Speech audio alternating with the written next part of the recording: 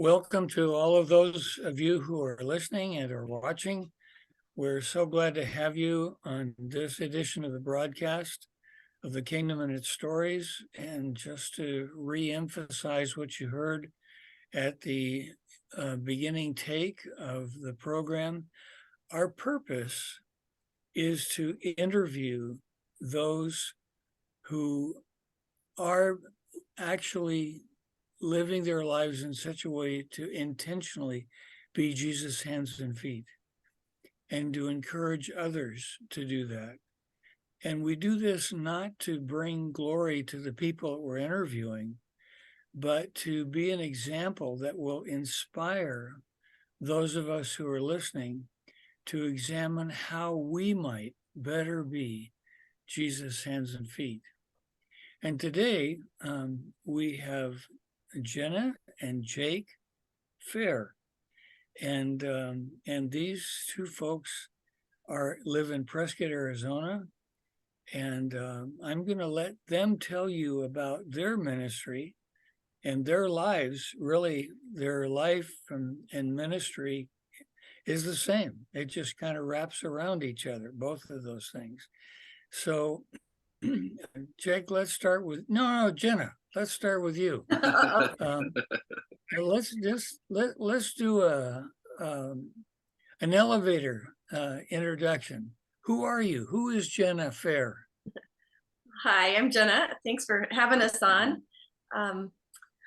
I was born and raised in Arizona. I'm an Arizona native here and where we live. And I grew up in a Christian home.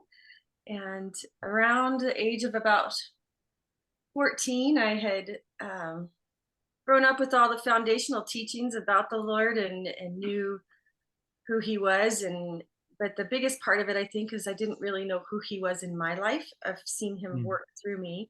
So about 14, I went to a missions conference in California and heard about a mission trip and decided that I wanted to do this. I wanted to venture out and see what God had for me. And it was the first time in my life where I saw God use a quiet, shy at the time, little 14-year-old to make an impact for eternity, for someone to come to know Jesus and for their life to change for eternity through a person that was not eloquent with words and didn't know all the training of things, but God could still use you, was a big identifier for me.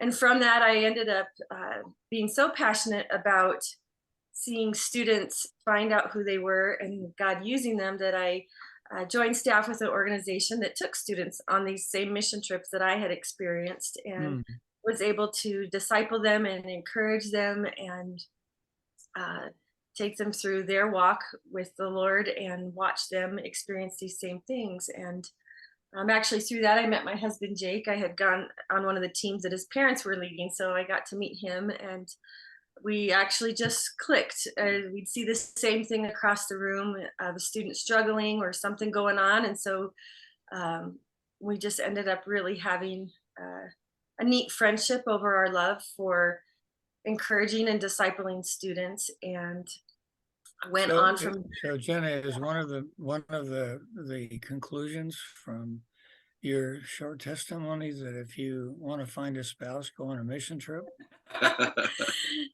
It doesn't work for everyone, but it does work to go the direction God's leading you and bring someone along the same path if that's his will on it. Right. You might, and we're both heading the same direction, and God can bring someone in that same line. So great. So yeah, it did work for me. All right, great. Jake, what about you? What's the elevator version of who you are? Yeah, I grew up as a pastor's kid, and we moved around a whole bunch growing up. I think I lived in probably, by the time I graduated high school, maybe 20 different homes, and went to 7 different schools. And I did enjoy a military family. What's that? Sounds like a military family. It does. In a lot of ways, there was. I feel like, there's certain aspects of life that are that was in this state or this state, but overall it was a good experience. We'll talk more about this later, but it was challenging in a way that I think that was hard at the time, but God has used that since to be able to um, um, be less shy and meet people and get an opportunity to have a vast array of friendships and ability to connect with people of different backgrounds. So, anyways, we grew up. I have two brothers, and we all had a great time growing up together. But when I was a junior in high school, just had a really difficult time in life and family. And for me, that was, I remember we were having a really hard time financially right out of high school. And we lived in a barn. It was a working barn. So there were pigs and a sheep underneath. I loved eating a ham sandwich in front of the pigs. I know that's a little weird, but I did it. And I was painting this barn because we didn't have enough money to pay rent, and I remember putting the paintbrush down and sitting on the roof and just having a conversation with God. I put it a lot more eloquently than I'm sure I did at 17, but I just was heartbroken about life and unsure about the hope even to what life was going to bring. And I remember asking Jesus. I just said, I hope you are who you say you are. And it's neat to look back on that 20 some years later and to see that Jesus is who he says he is. And he cared for me in that way. And over the next year or two, it kind of developed into working at different places with students. And then we met Jennah. And then that kind of took off from there, from our ministry and so many things and adventures that we've had the opportunity to do that I never dreamed that we would. We have two kids. One's about to graduate high school, and the other one is in junior high. And had a great time. Hopefully, they have a positive experience too, being sons of pastors and missionaries like I did. So. Right. Well, so you both come from Christian backgrounds, mm-hmm. and God has led you through the experiences you've had to minister. Tell us about the ministry. How does that work? Yeah, briefly, kind of our path, because I'm a big believer that I see that God uses what you're in now, not to skip it and look ahead, but to prepare you for what's next. And it's really neat to see where we're at now, how God has used all the opportunities of the last 20 years to do that. We was a youth pastor at a church for almost 10 years, and then we did student missions, took students overseas on missions trips, and right now we are with an organization called Missionary Gospel Fellowship, MGF, and we are the missionary care directors. So we have a couple parts of our position. Our main part is that we provide pastoral care, friendship, encouragement to all the missionaries in the organization. And the organization is Missions to North America, Canada, United States, and Mexico.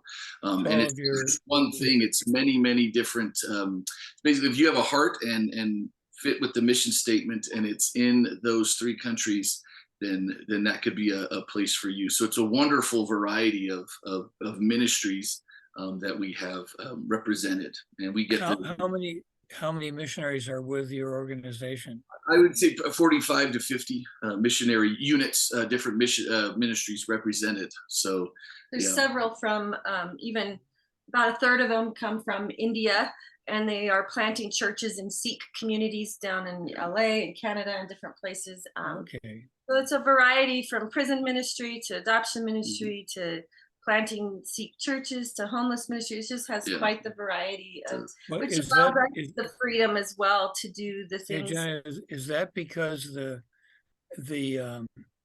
missionaries in your organization are doing all these things? Yes. Yes. Yeah. Okay. All right. So it's really quite a spectrum of ministry that they have. And it even allows us we are the care directors of these missionaries, get to love and care for them, but we also have the freedom to what is God calling us to do daily and the things that he brings across our paths. So Jake actually also teaches classes at the Indian Bible College for Native Americans up in Flagstaff, Arizona. And then I work with our homeschooling community, and we do a lot of things with youth here, from Bible studies, theology class, teaching classes, youth nights and and different hopefully maybe some trips here soon too. We're Yeah. dreaming and thinking about. COVID kind of slowed stop all that things, down, but it's Yeah. still. we Yeah, still it did have for a a lot of passion us. for mission trips for kids. It's for students. So Yeah. we're dreaming and planning possibly going to Zambia in June. So taking a couple kids there. So Yeah. Okay, all right. Well, tell us some stories that illustrate how God directs you to use your time. Yeah. And let's start with either some of the missionaries that you're the home care director for, and so that it gives us an idea of how God uses you, or some of the things that just come into your life as you guys are settled right there. And I'll leave it up to you to who talks first. Okay. Well, I think that we had talked about this earlier. The care director position is unique in that a lot of what we do is unseen because I think growing up in ministry, like when we were at a church, we had 5 miscarriages and just a lot of things going on, and so it's You nice. guys did. You guys yourselves had 5 miscarriages. Yeah, and Wow. and that was a really rough time, and there were people who, like, his brother came and preached for him and led some things, and there was people who stepped in, and so that's a big heart of what we do with these missionaries, is to be able to fill in with when needed. But a lot of the things that happen are private. They need a place that they're all giving out so much that they don't have maybe someone to talk to themselves, and you need those safe places to be able to talk. And if you're struggling with a faith crisis of something or their own private things, they need to be able to have a place, and we had that and know that experience. So it's important for us to offer that. So there are a lot of things that are private that we can't really share, but that are, we see God work in, and we have the opportunity to pray for whatever it may be, whether it's health things or family issues or infertility, like we had struggled with, and on top of all that. And so we have, I think God uses all those things in unique ways. But we do get to see one of our missionaries. My son went on a mission trip down to Mexico, and it happened to be with the same organization. So we brought donuts down to the directors and get to care and love on them and walk through, their own family Right. deaths. And Now you mentioned a faith crisis, and I thought you were talking about the missionaries. Do you mean missionaries sometimes have a faith crisis? Well, I would say this, maybe to add that it's yes, I think that we all have different things. Ministry is wonderful, but it is also, it can be discouraging and it can be so lonely. Sometimes there's a loneliness that hits that you wonder, does anybody see what I'm doing? The sacrifices that we make, the difficulties that happen, and sometimes there's that you want to be able to share those maybe with the people you work with or the church you're at, and not that you can't do that, but it's nice knowing too, being in ministry is such a unique thing too. It's nice just to have somebody that kind of understands and has a heart to be able to say, oh, I get it, or I hear you, or to be able to pray for you and just to listen. When we had a faith crisis, I remember sharing earlier that when both our parents, right as we were getting married, both our parents had separated and divorced. And so it was a real hard time in getting married the same year.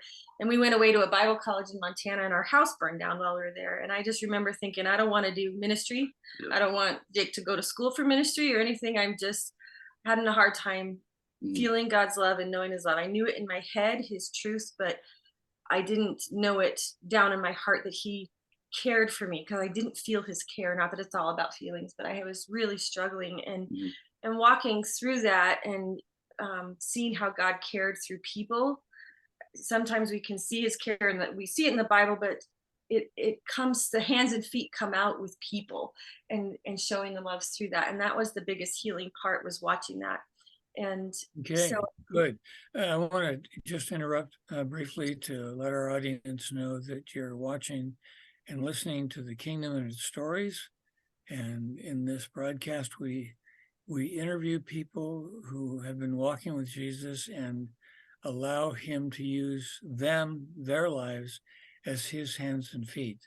So, Jennah, you were just sharing about the fact that both of your parents, Christian families, went through divorce in your life. So that's pretty dramatic.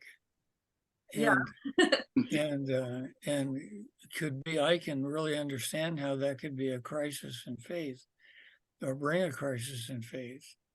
So has that experience of walking through difficulty in your own lives, miscarriages, parents divorce, your house burned down, is it, has that enabled you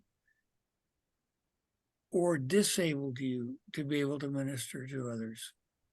I think in the midst of it, it felt disabling. But Disabling, yeah. yeah, as you like I said, as people came around and loved us and cared for us, I think that I saw God's care, and God always uses our pain for a purpose. And I see now how all those things come up as we care for others, as we are in our own neighborhood, and a neighbor can't get out to get medicine or whatever it may be, that we've been in those hard times and struggled through things, and we have a different understanding. And so it has enabled us to love better, to love deeper, to love more authentically, and to care for others, not just Okay. in, oh yeah, I know what you're going through way, but a deeper way, and know how to, but what do they need right now, and how can we help? And so it has enabled us to really love deeper, I think. So yeah, that's a good Yeah. question. So Jake, yesterday when we were talking, you were talking about how you work with kids, with young people. Like you were giving an example of what was it, a seminar on replacing brake pads or something like that? Tell us about that. Yeah. What kind of led up to that was that there's just that we found just opportunities to serve and help, and even though I know those of you out there that have high school, junior high school age kids, it's such a busy time. And it probably one of the busier times in our lives, but yet we're also in some ways connected to friends and different opportunities and things where we might not be as much. And so we've taught some classes and done some things. And one class that I taught to a homeschool group of students, about 30 students, was just an auto shop class. And I'm not necessarily a great auto mechanic. We just didn't have much growing up, and I just thought I could fix it. How hard could it be? And ended up working on cars and knowing a little bit, so we were passing that on. And I was just talking about how you can use working on vehicles and different things as a ministry. And we lived out in the country a little bit, and our neighbor just had some car trouble. And at one point, I know my son and we changed brakes and a thermostat on his van.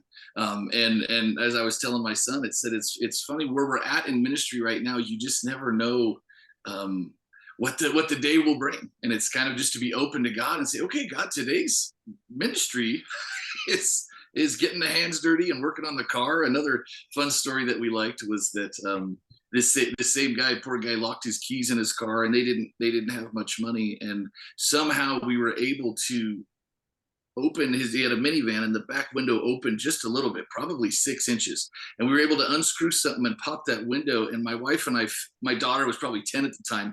We stood her up and we fed her through like she was a pipe, a piece of rope. And we fed her through this back window, and she had to turn her head and contort her body and get in there. And then she crawled up and unlocked the door. And the guy was so happy. And I was just telling her, like, thanks, you God used you today by being tiny, and we were breaking into cars for Jesus, and, and so it's those things, and we laugh about it, and maybe it didn't seem like a big deal. We went over there for 10-20 minutes and helped, but what would he have done, and the experience maybe that I had growing up with not a lot of money to be able to work on cars, now God has used that. And I think even with what we were saying earlier, that's fun to look at now, but God doesn't waste our pain. He doesn't waste those trials, and he's able to use those in others' lives. And there's something, your question earlier with talking about, was it discouraging at the time or good? There's something redeeming about our difficulties and trials and storms when we're able to get healing from Jesus and then use those to encourage others in a similar circumstance. Okay, Jake, I've got a powerful. question for both of you guys. Okay, what you just described, working with kids, that doesn't sound like the job of a missionary care person. So, how do you balance your vocational ministry in terms of your role with the mission agency and just your lives? Jennah, you said you were working with homeschool moms. Is that part of that ministry, or Yeah. doing care repair? How does that all fit together? It's busy, but it's it's a beautiful gift we've been given, that we can care for our missionaries, whether through phone calls and visits. A lot of times we'll pack up over the summer and go just travel and visit them in different locations. But during the year, it is more difficult because we homeschool our kids. But we are able to. I'm part of a homeschool co-op, and so I teach some classes there. I teach a cell class and a writing class, and and so, but I can love on kids that way, and encourage moms in that way. So it's still ministry and things that we're doing daily, but it's also it is blended with what we do with the missionaries that we work with, and it's a really neat balance because we still have a heart for loving people, and so I appreciate that we have that freedom. It's a freedom in the organization, that's unique and wonderful. Okay. Yeah, All right. to just see what God's doing daily. And our neighbor's house burned down. She lived with us for a little while, and we cared for her. And our directors are just like, how's it going? Are you? And it's just a way to. They see that that's just loving on our neighbors, and where you're at. We have a sweet relationship with her now, and she visits for Christmas and different things. And so God used her trials, because we had a house burn down. Sure. And so we were able to be out there in the middle of the night hugging her while her house is burning, and God used that. And that's not part of our director of missionary care role, but it's still caring for people, and we get to balance that beautifully. Yeah, it sounds like it's a lifestyle. Yeah, it really is. And Yeah. actually it changed our mindset. Even when we were given such freedom, it does make you slow down in life and walk out and see every interaction at a store. And God wraps all of that together and says, here, go live for me. And it doesn't have to be in a title or anything else. He just allows us to listen to his Holy Spirit daily of what he has for us. And I think that's a big part of it. Wow. Yeah. So what would your message be to agency directors, Christian agency directors, about keeping their staff's nose to the grindstone in terms of what's specifically on the job description? Well, I think actually that the more freedom you give them to listen to the Holy Spirit, the more productive they're going to be in actually living for the Lord. And you don't have to ask them to work harder or stay nose to the grindstone. They're already going to do that when you give them that freedom. So to use the gifts that God's given them, and you don't feel like it's so confined in ministry that you can't do what you feel God has you. Jake, you have 30 seconds to tell those who are listening. What would you say to them about being Jesus' hands and feet? 30 seconds. Yeah, something that's been on my heart is just this idea of perseverance.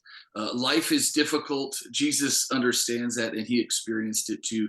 And to hang in there and use the difficult things in others' lives, slow down, notice others, and just through kindness, just care and love others.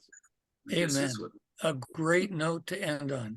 Thank you, Jennah and Jake, so much for being with us and sharing how God has used you to be Jesus' hands and feet. Thank you. Thanks for having us. Yeah, thank you so much.